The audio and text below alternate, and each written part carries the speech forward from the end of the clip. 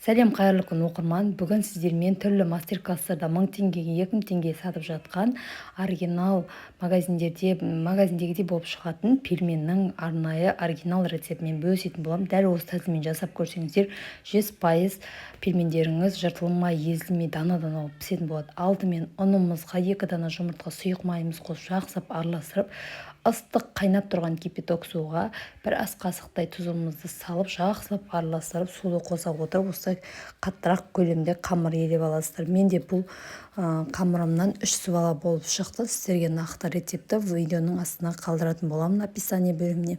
Осылай бәрін сыбала жасап алғаннан кейін пакетке салып тындыруға 15-20 минут уақытқа қойып қоятын боламыз.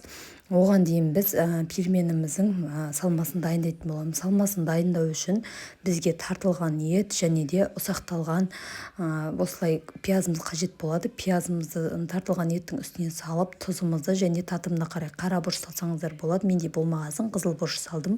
Дәл осылай салып, барлығын жақсылап араластырып аласыздар да дәл осындай салма дайын болып шығады. Енді біз жаңағы тындырған қамырларымызды алып, бірінен соң бірін жая отырып, жұқа етіп жайып аласыздар. Өте күшті болып шығады. Қамырды жайған кезде қатты ұнды да талап етпейді достар. Істеп жасап көрсеңіздер болады. Өте күшті болып шығады. Бұл біздің пельменіміздің жыртылмай жақсы дана болып пісуінің себебі, байқасаңыздар, ыстық қайнап тұрған кипяток суға қамыр дайындайсыздар. Міне дәл осылай мен баклажканың бас жағымен осылай пельменнің көлемінде етіп, дөңгелек етіп барлығын кесіп алдым. Өз қалауларыңыз бойынша 4 бұрышты етіп кессеңіздер болады. Барлығын осылай кесіп, артық қамырларды осылай сыбала жасап, арнайы тағы да пакетке салып қойсаңыздар болады. Кеспе жасап кесіп алуларыңызға болады. Не болмаса қайтадан осындай пельмен қамырын дайындап пельмен түйсеңіздер болады. Қалған қамырына осылайша барлық пельмендерімді осылай бірінің үстіне бірін қойып осылай жинап аламыз. Ешқандай да жабыспайды және қаясып қалмайды. Осылай шетінен алып бірінен кейін бірін түйіп аласыздар. Екі бетін жақсылап басасыздар.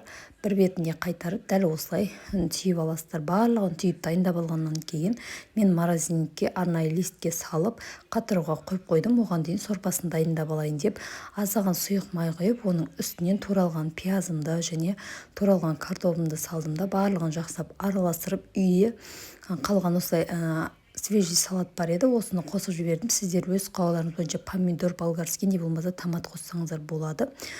Осылайша барлығын қуырып алғаннан кейін үстінен шамамен жарты қазандай болып шығатын су құйып, үстінен татымына қарай тұзымды салып қойдым.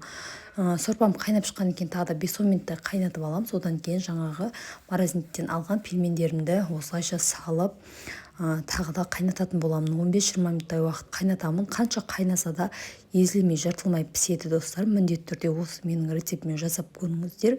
Өте күшті, керемет болып шығады. Міне көріп тұрғандарыңыздар қайнап жатыр. Ешқайсысы жыртылмай, барлығы дана-дана болып қайнап жатыр және қою да болып қалмайды. Сорпалы болсын десеңіздер, суын көптеу құйып дайындайсыздар.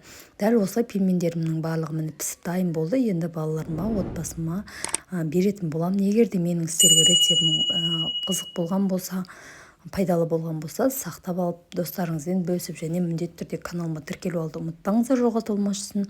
Назарларыңызға рахмет. Сіздермен бірге болған Алмагүл.